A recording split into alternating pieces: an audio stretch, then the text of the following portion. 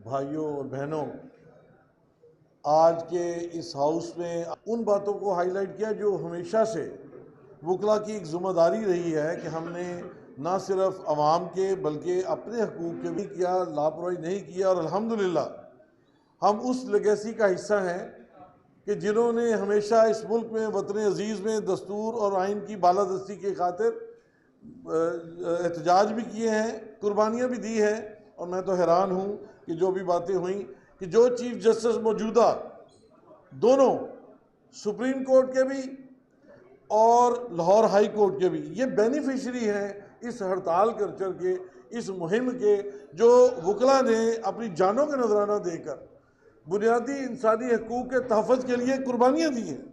आज आप उन कुर्बानियों से बेनिफिट उठाने के बाद ये कहते हैं कि वकला को आवाज़ बुलंद करनी नहीं देंगे, ये आपकी गलतफहमी है। और मैं ये समझता हूँ कि जो नोटिफिकेशन अभी तक वापस नहीं हो रहा, बुनियादी तौर पे ये कोई आवाम की ज़रूरत नहीं है, किसी अवामी शख्स ने ये डिमांड नहीं किया, ये आपके दिमाग की ज़हनी इख्तरा है कि आप चाहते हैं कि वकला की ताकत, वकला का इत्तेहाद, उसको रेज़ा रेज़ा किया जाए, उनको डिवाइड किया जाए। ये आपकी बदबूदार ख्वाहिश इंशाल्लाह कभी पूरी नहीं होने देंगे।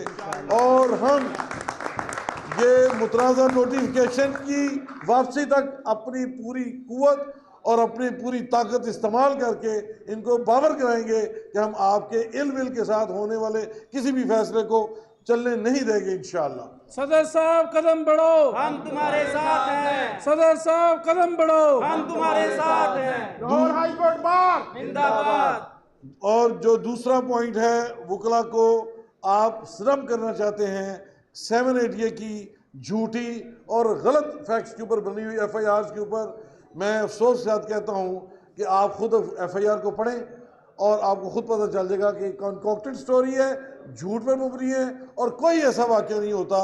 लेकिन आप वकला की आवाज़ को नाजायज़ तरीके से, गैर कानूनी, गैर अखलाकी तरीके से दबाने के लिए ये 780 को यूज़ कर रहे हैं।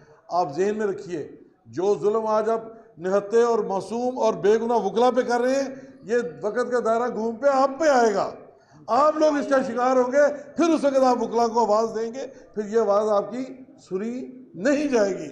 इसलिए आने वाले वक्त को समझें, जब आपको ज़रूरत पड़ेगी तो ये पुलिस आपके काम नहीं आएगी, ये पुलिस का ऑर्डर कहीं और से आएगा, फिर आप हाउस अरेस्ट होंगे और छुड़ाने वाले फिर वकला होंगे। लेकिन मैं ये समझता हूँ कि वकला भी अब इतने मासूम नहीं रहे।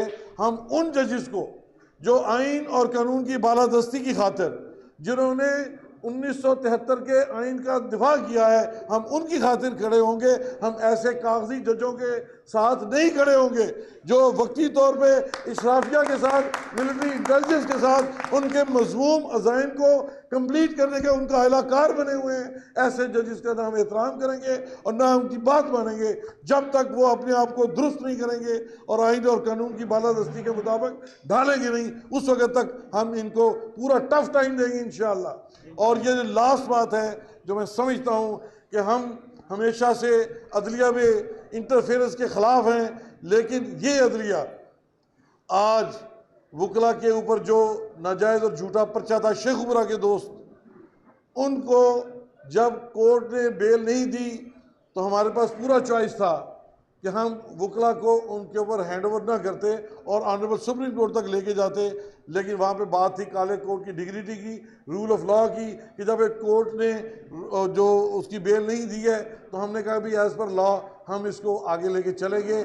लेकिन हमारी उस बात को हमारी कमज़ोरी ना समझा जाए, हमने रूल ऑफ लॉ का एहतराम किया है। वरना आपकी हाई कोर्ट जिसको आप आजकल पुलिस के जरिए प्रोटेक्ट कर रहे हैं, इन वकला के सामने इसकी कोई हैसियत नहीं रहेगी। जब आप हाई कोर्ट का कद छोटा करेंगे, इसका नाम बदलेंगे, इसको पुलिस हाई कोर्ट करेंगे, फिर हम ऐसी पुलिस हाई कोर्ट को नहीं मानेंगे। ये लाहौर हाई कोर्ट जजेस के ऊपर मुश्तमिल नहीं है सिर्फ, ये यहाँ पे वकला जिन्होंने कुर्बानियाँ दी हैं, जिन्होंने 1947 से लेकर आज तक अपनी जवानियाँ बुढ़ापे सब जान लगाए हैं, आपने एकदम उसको कन्वर्ट करके पुलिस स्टेट बनाने की कोशिश की है। मैं आपको वार्निंग देता हूँ, आइंदा अगर ऐसे किसी मामले में, वकला के किसी मामले में, कोर्ट प्रेमिसेस में अगर किसी ने गिरफ्तार करने की कोशिश की हो तो मैं आपको बता दूं, मैं वकला के साथ खड़ा हूं। इंशाल्लाह हम देखेंगे कौन सी पुलिस आगे बढ़ के हमारे किसी वकील भाई को गिरफ्तार करने की कोशिश करेगी।